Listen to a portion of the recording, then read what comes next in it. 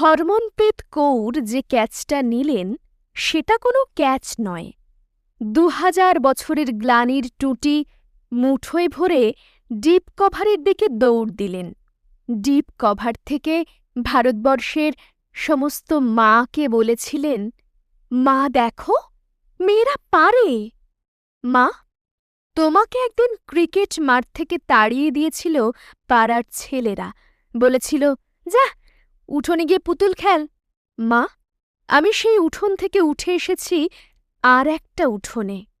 মধ্যরাতে ঘরে ঘরে ৬০ কোটি চোখ তাকিয়ে আছে যে উঠোনের দিকে, সেই নবী মুম্বাইয়ের ভরা স্টেডিয়াম থেকে বলছি, মেয়েরা পারে। ৩ স্পিনার, রাধা যাদব, দীপ্তি শর্মা, শ্রীচরণী। কই তাদের কানের দুল? কোথায় গেল লিপস্টিক? যে কানের দুল দেখে রবি শাস্ত্রীরা কমেন্ট্রি বক্স থেকে মেয়েদের চিনে নিতেন, কে ভালো, কে আরও ভালো। দরদর করে ঘামছে মেয়েগুলো, দৌড়চ্ছে বাউন্ডারির দিকে, ছুটন্ত বলের দিকে, বল নয়, নিজের দুরন্ত আত্মার দিকে। ঘামে ভেজা মেয়েদের মুখ যে এত সুন্দর হতে পারে সে আমি কখনো ভাবিনি।